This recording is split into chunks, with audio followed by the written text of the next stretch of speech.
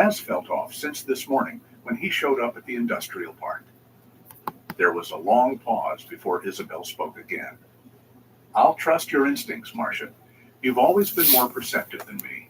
Just be careful not to see connections that aren't there just because we're desperate for answers. I've seen that. I know, Marcia sighed. Maybe I am seeing things that aren't there. But after 6 months of nothing, I can't ignore even the slightest possibility. I understand, Isabel said softly. Let me know what you find out. I think I'll stay home and rest today. This morning took a lot out of me. After ending the call, Marcia dialed Lihua next. When her friend answered, Marcia quickly filled her in on the email from Detective Rourke and her conversation with Isabel. A man with tattoos, Lihua mused. Callie never mentioned anyone following her, but she wouldn't have wanted to worry me. She was always so independent. Lihua, about your appointment with Dr. Velman this afternoon. Would you mind if I came with you? Marcia asked. Of course not, Lihua replied. To be honest, I'm not sure I feel up to driving after this morning. Maybe we could go together. Truthfully, it's just... I'll wait in the lobby while you have your appointment, and then we can talk about what happened today, Marcia said. It has to be stopped. And Lihua, did you think, Doctor? Velman seemed strange this morning. We've got a At the scene. nonprofit Lihua paused before answering. Doctors are bound by strong ethics and vows, Marcia. Someone with Dr. Velman's reputation wouldn't risk his career doing something illegal or dangerous. He was probably just tired from his night shift, and the man you saw might have been a difficult patient. It happens sometimes. You're probably right, Marcia conceded, though she wasn't entirely convinced. What time is your appointment? I'll pick you up. 2 o'clock. And Marcia, try not to worry too much. Detective Rourke has a solid lead now. Let him do his job. After hanging up, Marcia sat back in her chair, absently scrolling through old photos of Freya on her phone. Her daughter's smiling face in her pink scrubs, arm in arm with Kiara and Callie at their nursing school graduation. The three of them had been so full of hope and ambition that day, excited to begin their careers at Meadow Ridge General.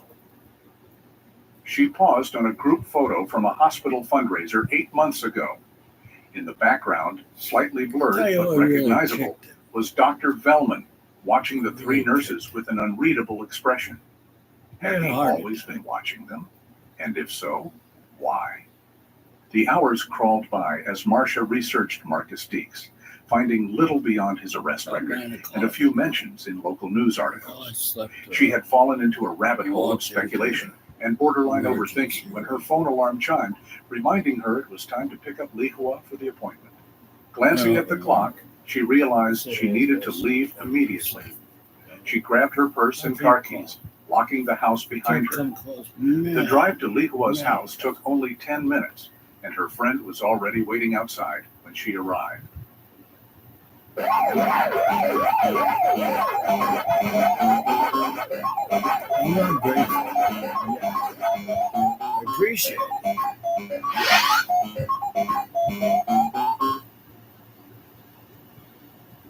One might say we're synonymous with shopping for homes. Yes, one might say. If you're unsure or unaware of your eyeglass prescription, or if your prescription changes frequently due to nearsightedness or... Any updates from Detective Rourke? Lihua asked as she slid into the passenger seat. Nothing new, Marcia replied, pulling away from the curb. Have you spoken with Isabel? Briefly, she's resting at home. Lihua fidgeted with the strap of her handbag. This appointment, it's for a patient with severe facial scarring from a burn injury. I've been trying to find the right specialist, and Dr. Velman is one of the best in the region. I understand, Marcia said, navigating through the afternoon traffic. Professional life has to continue, even through all of this. They arrived at Velman Aesthetic Medicine 15 minutes before the scheduled appointment. The clinic's exterior was sleek and modern, floor-to-ceiling windows framed by minimalist gray stonework. The parking lot had several cars now. Unlike earlier, when only the doctor's BMW had been present. As they entered the reception area, they were greeted by a young woman in stylish medical scrubs behind a curved desk. "Good afternoon. Do you have an appointment?" she asked with a practiced smile. "Yes, doctor." "Li Hua Huang at 2 o'clock, Li Hua replied, presenting her hospital ID card.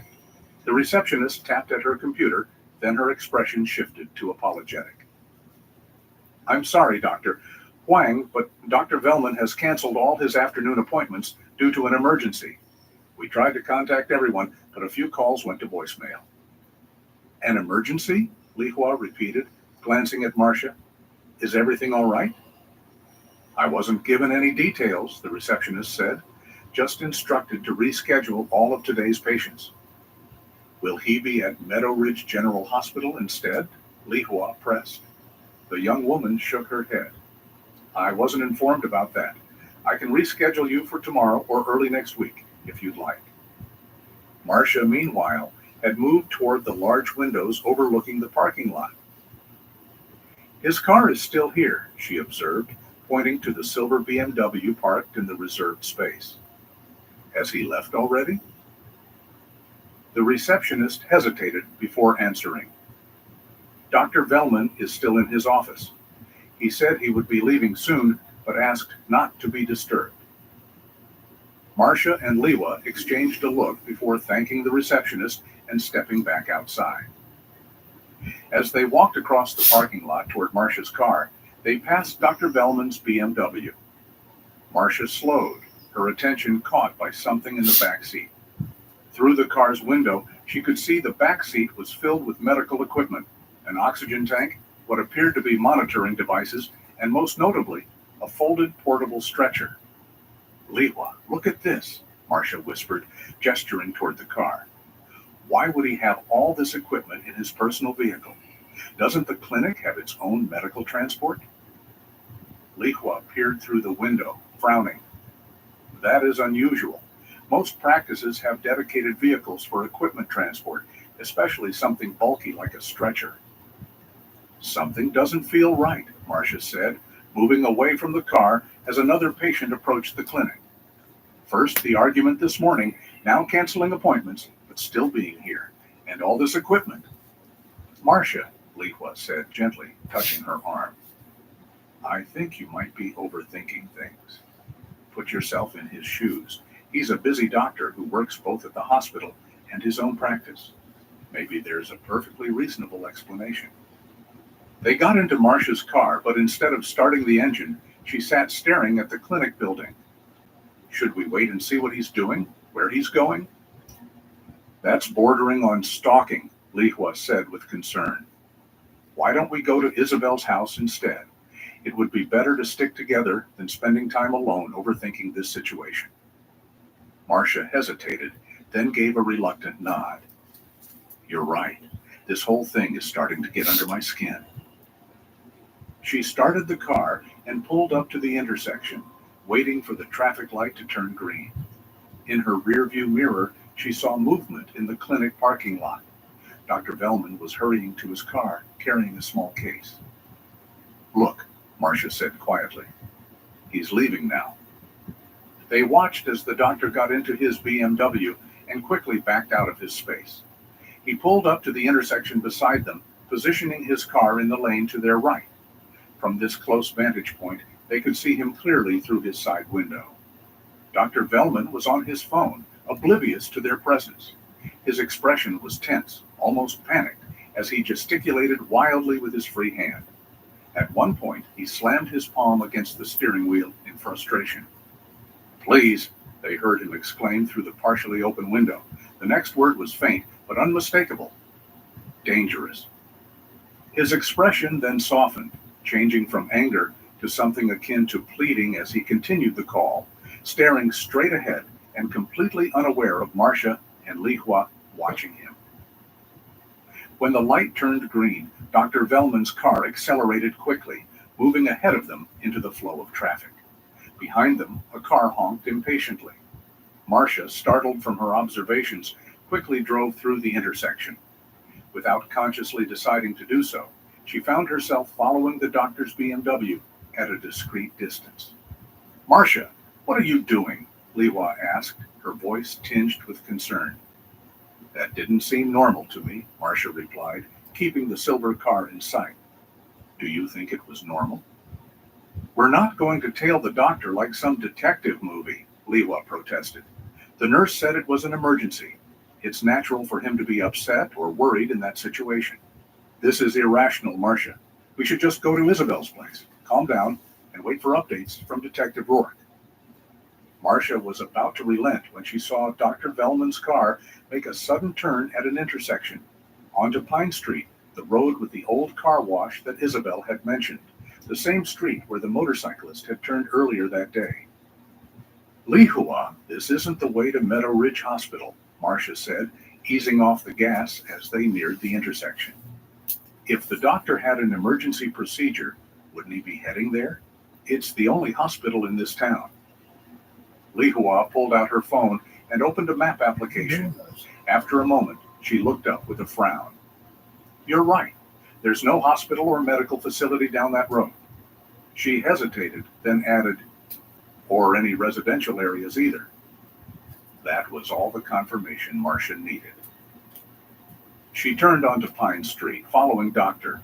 Velman's car at a distance. Neither woman spoke as they left the familiar parts of Millhaven behind, the urban landscape gradually giving way to more industrial, less maintained areas. After about 15 minutes of driving, they found themselves on a rural road bordered by overgrown fields.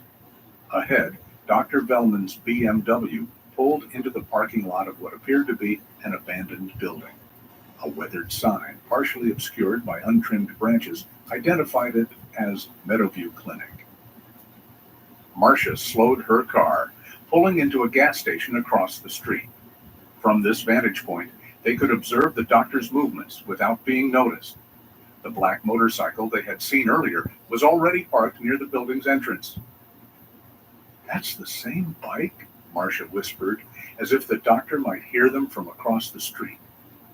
They watched as Dr. Velman began unloading equipment from his car, making repeated trips into the dilapidated building. The clinic's windows were covered with dust and grime, and parts of its exterior showed signs of long neglect. "Why would he be performing any kind of emergency procedure in a place like that?" Li Hua asked, her professional skepticism finally overtaking her defense of her colleague. "And who's the patient?" "Maybe that man I saw this morning," Marcia suggested. "The one with the motorcycle?"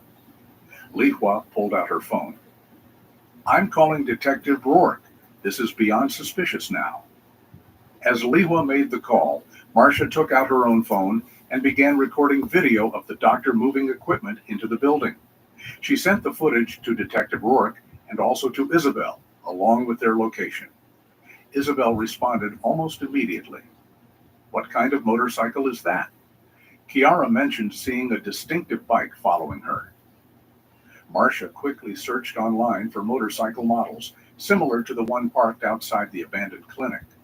Once she identified it, she sent the information to Isabel. "That's it," Isabel replied. "That's the bike Kiara described. I didn't think much of it at the time." Li Hua finished her call with the detective and turned to Marcia. "They're sending units right away. Detective Rourke says to stay in the car and not approach the building under any circumstances."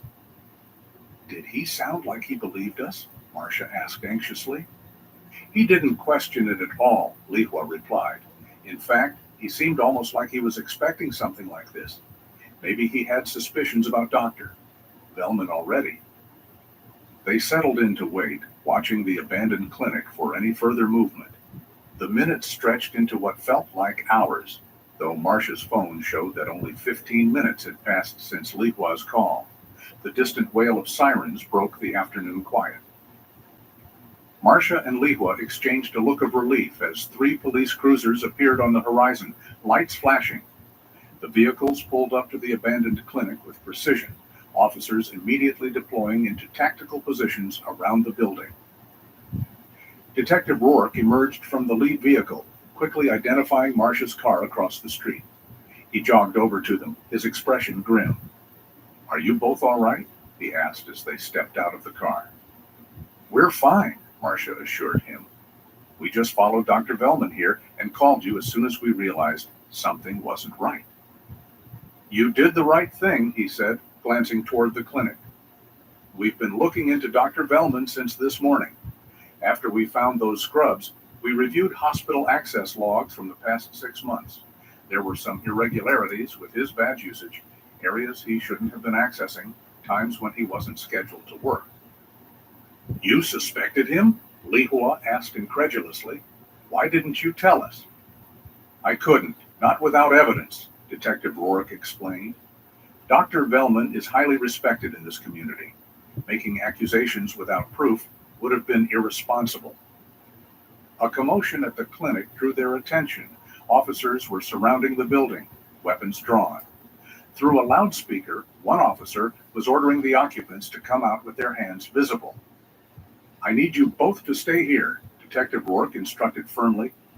This is now an active police operation. He hurried back to join his team, leaving Marcia and Li Hua watching anxiously from the gas station parking lot. Minutes later, the clinic door opened. Dr. Nathan Velman emerged first, his hands raised above his head. His pristine appearance from earlier was gone. His shirt was wrinkled, his hair disheveled, and his expression a mixture of defiance and resignation. Behind him came another man, taller, more muscular, with faint markings on his face and hands that, even from a distance, looked like the remnants of tattoos, partially removed by burning or laser treatment. Marcia realized this had to be Marcus Deeks. The officers quickly handcuffed both men, leading them to separate police vehicles. Detective Rourke approached Dr. Velman, speaking to him intensely for a moment before the doctor was placed in a cruiser. Then something unexpected happened. More officers emerged from the building, this time accompanying 3 frail-looking women who were being carefully helped toward waiting ambulances that had just arrived. Even from across the street, Marcia recognized them immediately. Oh my God, she gasped, clutching Li Hua's arm. It's them. It's our girls. Without thinking, they both ran across the street, ignoring the officer who tried to stop them. Freya, Kiara, and Callie were being carefully loaded onto stretchers, looking severely malnourished and disoriented. Their once vibrant faces were gone, their eyes hollow from months of captivity. Freya! Marcia cried, reaching for her daughter's hand. Freya's eyes, unfocused at first, slowly registered recognition. Mom? She whispered, her voice cracked from disuse. A paramedic gently intervened. Ma'am, we need to get them to the hospital immediately. They're severely dehydrated and malnourished. Detective Rourke appeared at Marcia's side. They're alive, Mrs. Langston. All 3 of them. We're taking them to Meadow Ridge General right now. How did you find them so quickly? Li Hua asked, tears streaming down her face as she watched her daughter being loaded into an ambulance. Once we breached the building, it wasn't difficult, the detective explained. They were being kept in what used to be the clinic's isolation ward. Marcia pulled out her phone with trembling hands and called Isabel. Isabel, they found them. They're alive. We're at the old Meadowview clinic, but they're taking the girls to Meadow Ridge General. Meet us there. Isabel's scream of joy was audible even to Detective Rourke, who nodded in understanding. You can follow the ambulances to the hospital. I'll meet you there after we secure the scene. As they hurried back to Marcia's car, they could see forensic teams arriving, preparing to comb through the abandoned clinic for evidence. Detective Rourke was already coordinating officers, directing them to different areas of the property. Marcia started her car with shaking hands, pulling out to follow the ambulances that now carried their daughters. As they drove, Li Hua called Isabel again, filling her in on what little they knew. Detective Rourke said they arrested Dr. Velman and another man. It must be Marcus Deeks, Li Hua explained. They found the girls inside the old clinic. They're alive, Isabel. They're really alive. As they followed the ambulances toward Meadow Ridge General, Marcia tried to process what had just happened. After 6 months of agonizing uncertainty, of imagining the worst possible scenarios, her daughter was alive, wounded, traumatized, but alive. The drive to the hospital seemed both endless and instantaneous. When they finally arrived, the emergency department was already preparing for the incoming patients. The ambulances pulled up to the bay, and medical teams rushed out to meet them, efficiently transferring the 3 young women to waiting gurneys. Marcia and Lihua were directed to a private waiting area, where Isabel joined them minutes later, breathless from running. The 3 mothers embraced, their relief and joy mingled with concern over their daughter's conditions. The doctor said they'll come update us as soon as they've assessed them, Marcia explained, wiping tears from her eyes. They're severely malnourished, but they're alive. What happened? Why did Dr. Velman take them? Isabel asked, clutching Marcia's hand. I don't know yet, Marcia admitted. Detective Rourke said he'll explain everything when he gets here. As they waited, hospital staff periodically checked on them, offering water and reassurance. Word had spread quickly throughout the hospital that the missing nurses had been found, and many staff members, some who had worked with the young women, gathered in the corridor outside, anxious for news of their colleagues. A few hours later, Detective Rourke arrived, accompanied by 2 officers. His face showed the strain of the day, but there was unmistakable satisfaction in his eyes as he approached the 3 mothers. They're being stabilized, he informed them. The doctors say they'll recover physically with time and proper care. Can we see them? Isabel asked eagerly. Soon, he promised. The medical team is still working with them, but they assured me you'll be allowed in as soon as possible. What happened to our daughters, Detective? Marcia asked, the question they'd all been waiting to have answered. Why did Dr. Velman take them? Detective Rourke gestured to the empty chairs. You should sit down. It's a complicated story, and we're still piecing parts of it together. Once they were all seated, Detective Rourke began explaining what the police had learned through their initial interrogation of Dr. Velman and Marcus Deeks. From what we've gathered so far, Dr. Velman hired Marcus Deeks through a criminal contact to get rid of the 3 nurses, he explained, his voice grim. He wanted them to disappear quietly, permanently. But why? Lihua asked, horrified. That's where it gets complicated, the detective continued. According to Deeks, he was supposed to kill them, but he couldn't go through with it. Instead, he held them captive in the abandoned clinic, which we've discovered was previously owned by Dr. Velman's father before it closed down 15 years ago. So they've been there all this time? Isabel asked, her voice shaking. Detective Rourke nodded solemnly. In a sealed-off wing that used to be the isolation ward, they've been kept in extremely poor conditions, severely malnourished, and medically neglected. However, they were kept alive.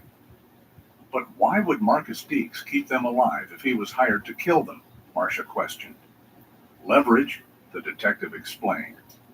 Deeks has multiple outstanding warrants besides the convenience store robbery. He demanded that Dr. Velman perform illegal facial reconstruction surgery to help him escape law enforcement. He believed a new face would give him a fresh start, a clean identity. And Dr. Velman refused, Lihua surmised, her medical knowledge helping her understand the situation. Exactly, Detective Rourke confirmed. Dr. Velman had been stalling for months, claiming he didn't have the sterile equipment or anesthetics at his private practice, and that performing the surgery at the hospital would expose them both. According to Deeks, the doctor told him, I wouldn't risk everything for a thug like you. So the uniforms in the sewer? Marcia began. That was Deeks sending a message, the detective explained.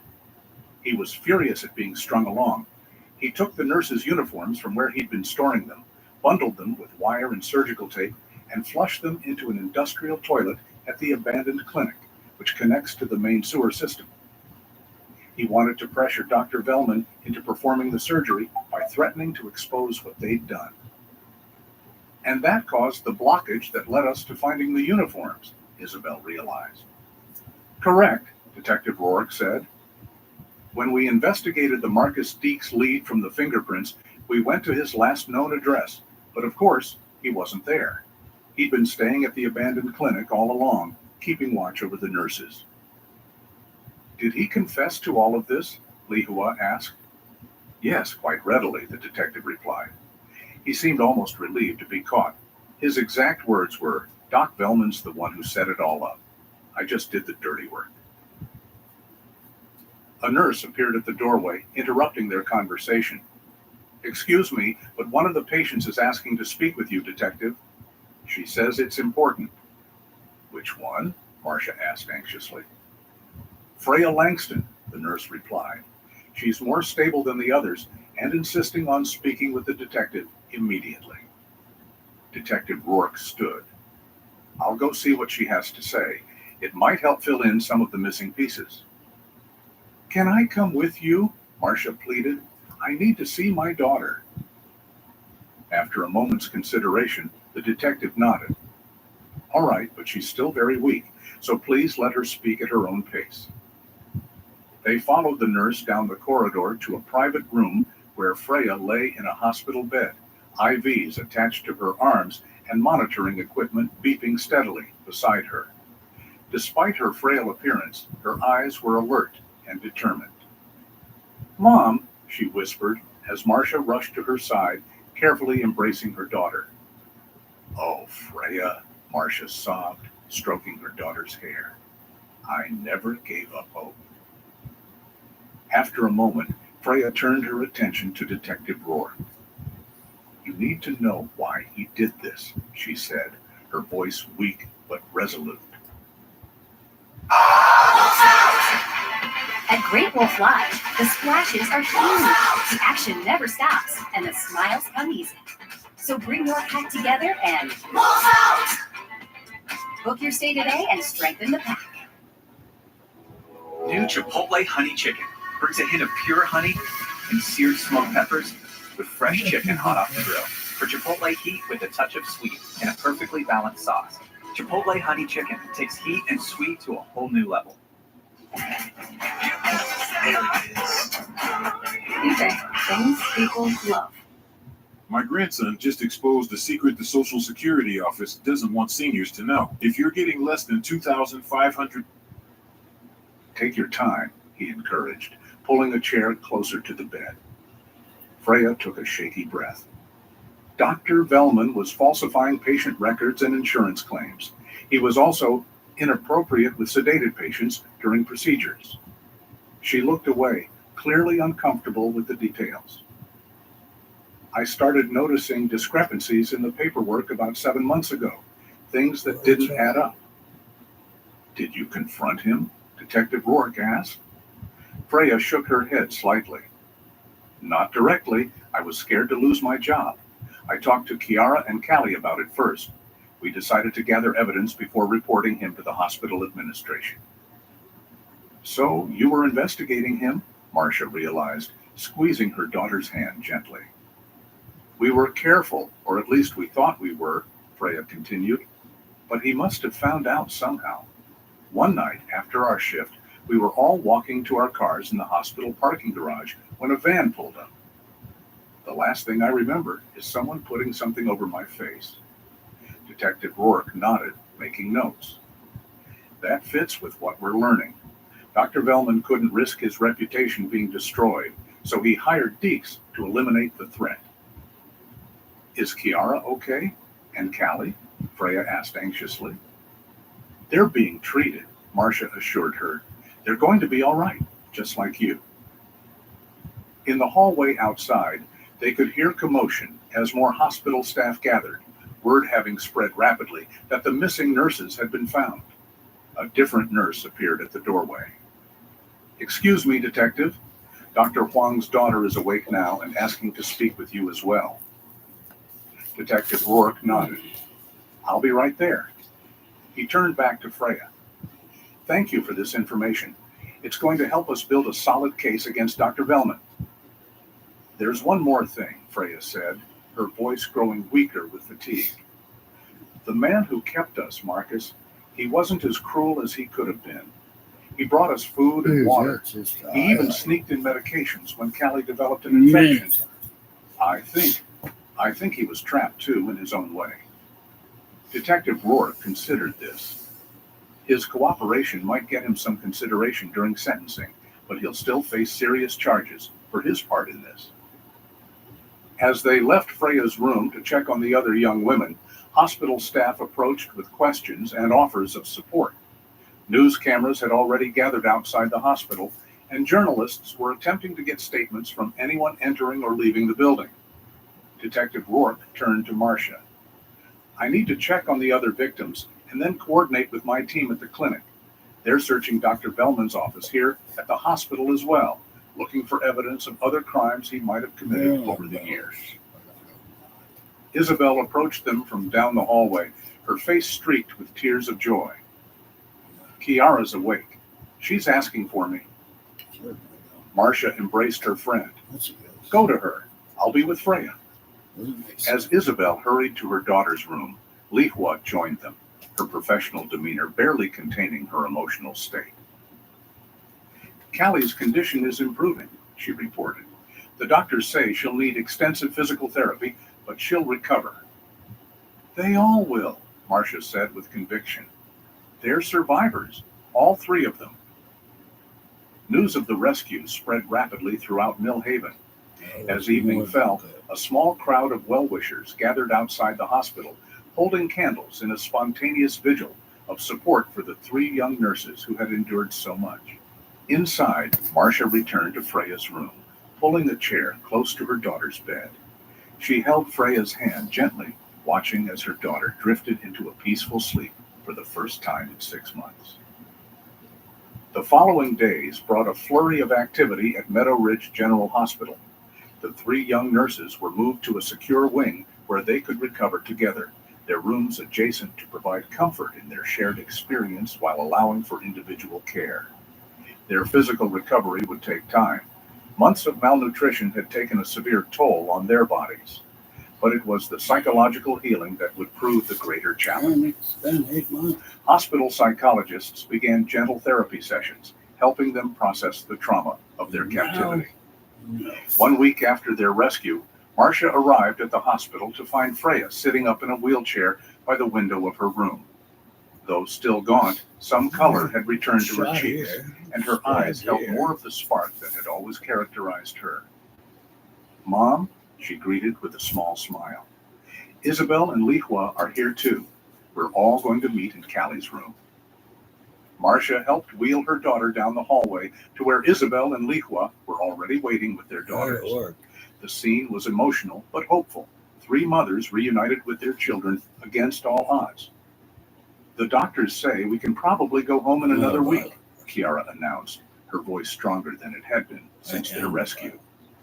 With home care nurses, of course. And lots of nutritional supplements, Callie added, her medical knowledge asserting itself despite her ordeal. Our muscle mass is severely depleted. Detective Rourke arrived a short time later, knocking politely on the open door before entering. Ladies, I hope I'm not interrupting. Not at all, Lihua assured him. We were just discussing the recovery timeline. I have some updates on the case that I thought you might want to hear, he said, taking a seat that Marcia offered him. Dr. Bellman has been formally charged with multiple felonies, including kidnapping, conspiracy to commit murder, insurance fraud, and several counts of medical malpractice. What about Marcus Deeks? Freya asked quietly. He's cooperating fully, Detective Rourke explained. In exchange for his testimony against Dr. Bellman, the prosecutor is considering reduced charges. He'll still serve time, but his actions in keeping you alive and eventually making the discovery of the uniforms possible will work in his favor.